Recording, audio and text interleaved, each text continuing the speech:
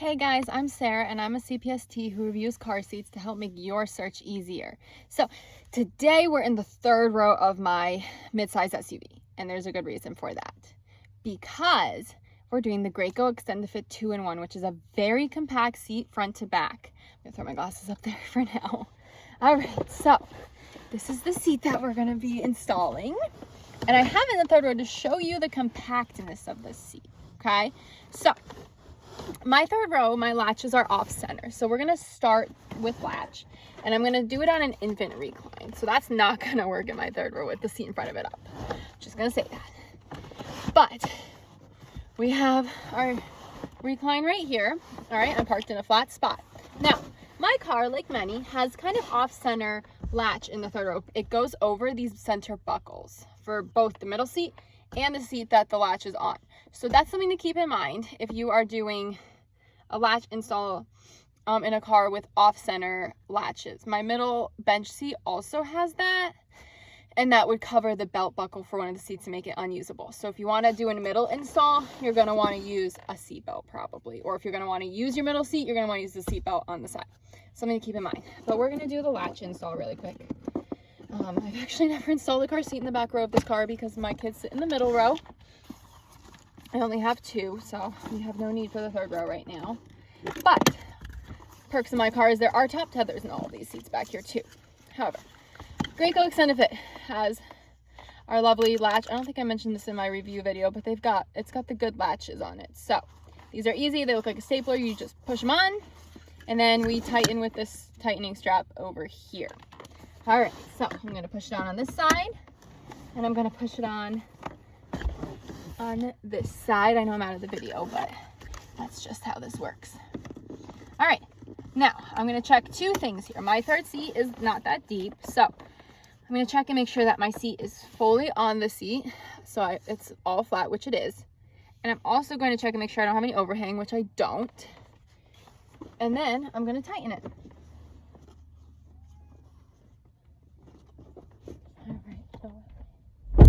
All right, let's see. Tighten. Let's see. I'm gonna have to get on the side of it.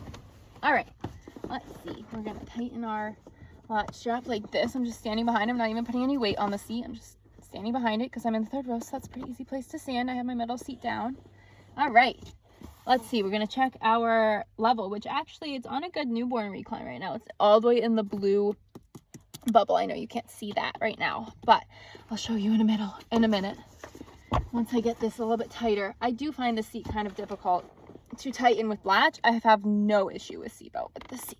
All right, so we have our seat in. I can turn you a little bit so you can see there. All right, you can see my bubble. It's in the blue circle, not over the red at all. It's touching the red line at the very, very edge, but it is not over the red line in any way. So there, I got newborn recline. I cannot put my middle seat up with it in this recline. But in my middle row, I have a little bit more room, and that front seat can be pretty far back. Not all the way back, but pretty far back on newborn recline. For the seat, I have it on recline 1 up here, and the seat is installed with latch. I'm going to test it side to side, doesn't move. Front to back, doesn't move. So it's good. It's installed with latch. Like I said, I do find Graco seats kind of difficult to tighten with the latch. I can get it tight enough if I keep working at it. It's just not a quick install with the latch, I don't find. With seatbelt, it's a little bit quicker. So I'm going to show you that. And I'm going to loosen this so I can get it out of here. Rear facing, you can do latch or seatbelt. So first I'm going to move my latch up to my forward facing belt path. If the latch is not in use, you're going to want to put it in the other belt path if there is one. If there isn't, like on rear face only seats, they usually have a place to store it out of the way. Or on combination seats, which are forward facing and booster seats, there's usually a place to store the latch. So that's something to keep in mind. All right, and then I'm going to turn it, and I'm going to loosen this all the way, and I'm going to put it through to my middle. Ooh, it doesn't want to loosen. Okay. This seat's been in use in my house for a while, so there we go. Loosen pretty easily once I have the right angle. All right. Push it through. Bring it back to the forward-facing path. I don't need it right now, so it's just gonna kind of sit out of the way right here for me. So I'm gonna do rear-facing, but this time I'm gonna put it all the way over in this far over seat because I want to be able to use the seat belt. So I'm gonna put it, though, this seat can be on recline 1, 2, 3, or 4 rear-facing, which makes it very compact. So let's see if I can get the right recline here. The right area on the bubble. This is not a Newport recline. Oh yeah, it's all the way in the dark blue. I don't know if you can see that, but it's all the way in the dark blue over there. So definitely not 0+ months, but for an older toddler, that's definitely an option, which is great. I'm gonna show you that in a minute. But you can see the back of my middle row. This seat's all the way back, upright because there's a car seat installed in it, but it is all the way back. And this seat can be installed behind it. So that's pretty cool. Now, I'm going to install it with the seatbelt. So I do currently have the infant insert in, which can be used at any point rear facing, as long as your kid gets a good fit with it.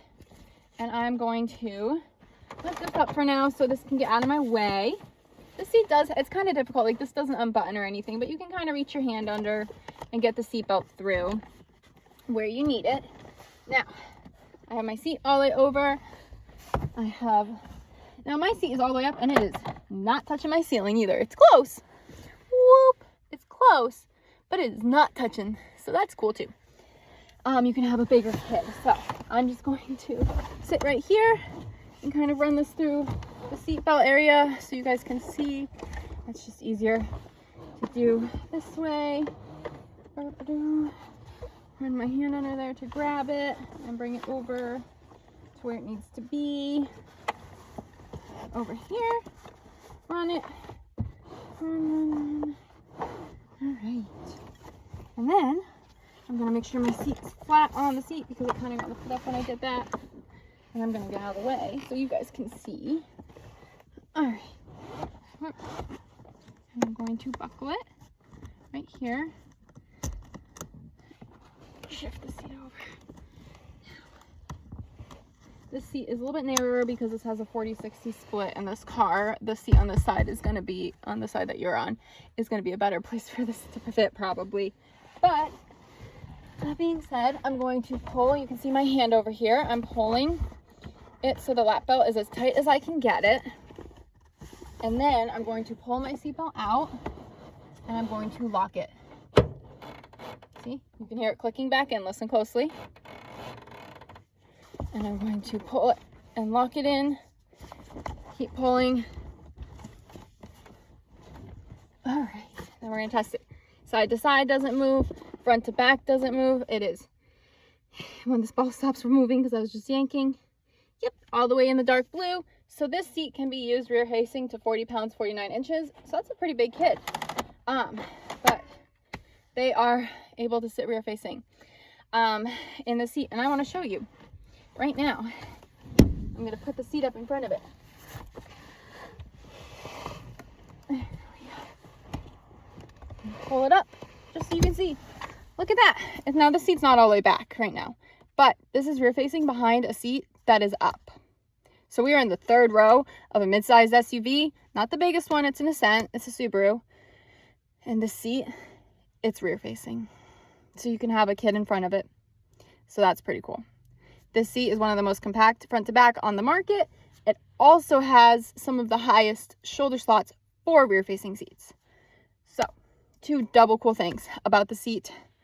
Now we're going to I'm going to put the seat back down so I can sit on it, and then we're going to do some forward facing installs, and we're going to have to talk about a few things with that. And that's probably the biggest downfall of this seat is some of its forward facing install rules. But most people buy this for the extended rear facing capabilities and the compactness for it to be rear facing. So they're using this as a rear facing seat for the longer haul versus a forward facing seat. And that you're definitely going to get the life out of the seat. I talk about all of this in my review video as well, so make sure you check that out.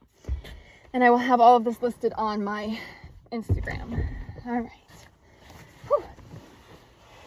Okay. Put that seat down. All right. Now, I'm gonna get this out. Just unbuckle it. Pretty straightforward. Now, my car has these headrests in the back. They can be removed in this car. So, that's cool. My car, I am gonna have to put my seat forward a little bit to do that, but they can be, and we're gonna need them to be removed because the seat forward facing under 40 pounds, this is gonna need to be removed. So I'm gonna do that real quick. Move my car seat out of the way while I do it. Rear facing obviously wasn't an issue, but forward facing, I'm gonna take this, I'm gonna put it, store it with my infant insert, because forward facing, you can't use the infant insert. All right, first things first when we do forward facing. This is already on recline 4, so I'm gonna leave it there. I'm going to unhook my top tether from the side of my seat because we don't wanna forget to use it. So I'm just gonna swing it over the top for when I need to use it. Have my top tether unhooked. I already put my latch into the right belt path. I just need to make sure that I have it moved all the way up to the belt path, and the seat is kind of annoying about that because it goes, the straps, when you wash it, you do have to take the straps all the way out. So I'm gonna have to string this back through and put it in front of this, on the other side of the straps. That's something to keep in mind. When you move the latch to the other belt path, you do have to bring it out in front of the straps. Oh, not this side though, because this side is the side that can do that. All right, I'll hook this side and do it. Forgot which side it was. All right, now while I'm doing that, we're going to talk about the fact that my latch is a little bit off center in the back row. So, with a forward-facing seat, non-booster, that is fine. However, you're going to use the tether behind this seat right here, not the middle, because that is where the latch is. So we're not going to be top tether sharing.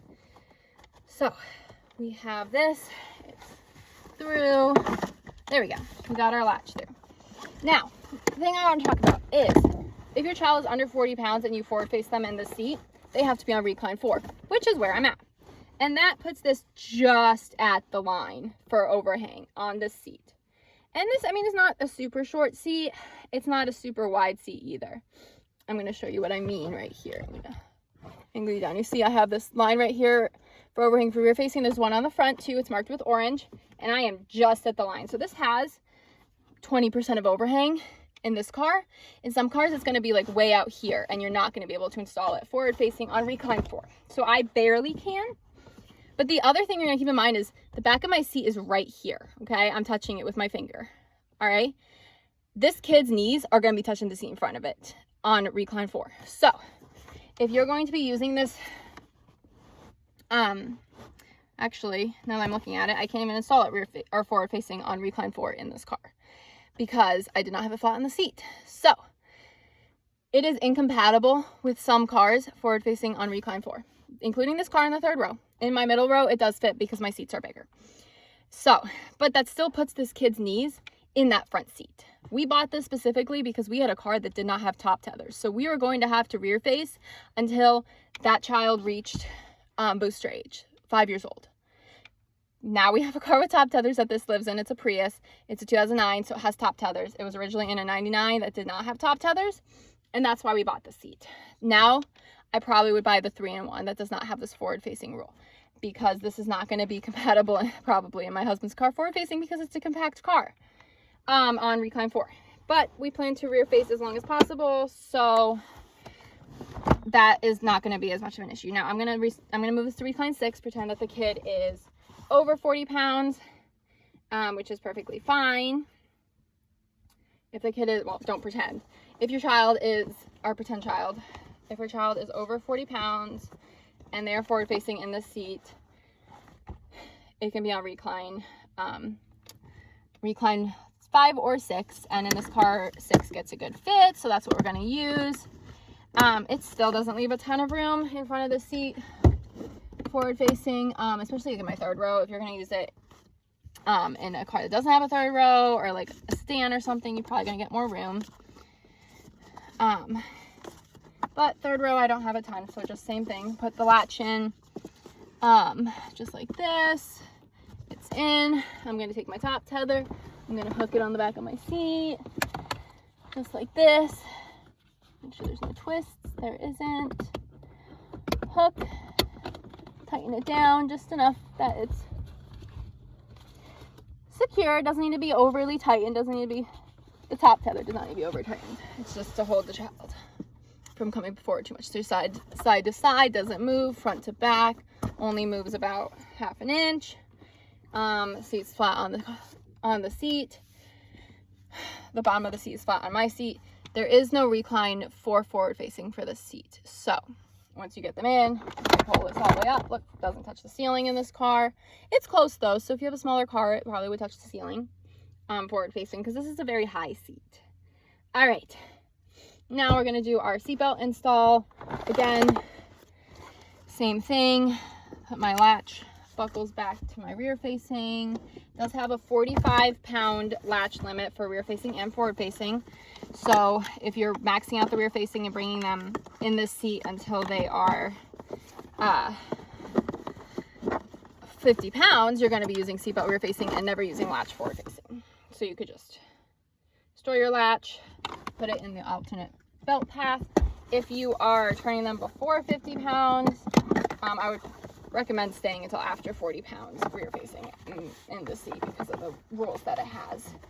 But forward facing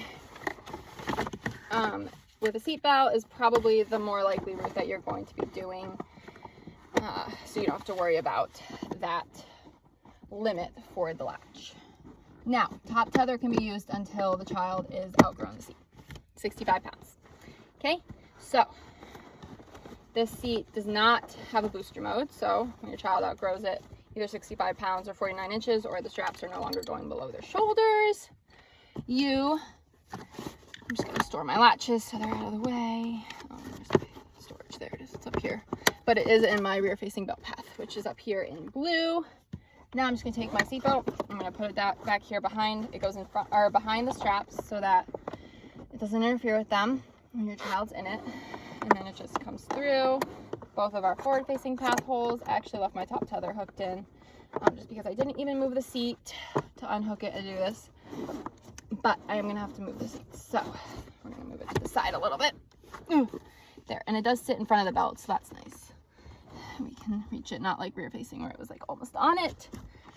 Like I said, my other seat, my passenger side rear face or third row seat is wider. So that's where I would probably have this installed rear facing if I needed.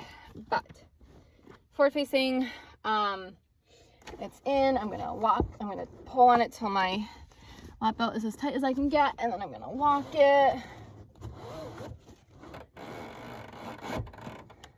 And test it side to side, doesn't move, front to back doesn't move, we're in. And like I said, I have a much better luck getting this seat installed with seatbelt than with latch. Rear facing and forward facing doesn't even move, which is great. Again, we can have a taller kid here. Their legs are, and you cannot use this, what's it called? The foot panel out for forward facing. For rear facing you can, but it's not going to make it as compact front to back if you put the foot panel out. It is optional though, so that's great. Again, under 40 pounds, this seat was incompatible with my third row seat. So that is something to keep in mind with the seat. If you are just using it for rear facing, if you're going to pass it down to another kid to keep your compact car able to rear face a child, if you're going to max out the rear facing limits, that's not going to be an issue for you, because they're going to be over 40 pounds and you can use 5 or 6, which gets it in this car really well. It's well on, I mean, it's almost all the way on the seat. That's nowhere near the line that says that it cannot overhang. So Graco Extend2fit 2-in-1. I'm Sarah. I'm a CPST who reviews car seats to help make your search easier. This was the install video of the Extend2fit 2-in-1. Make sure you check out my review video if you're considering this seat. And give me a follow on Instagram at the Car Safe Kids. Like and subscribe here. And stay tuned for more car seats.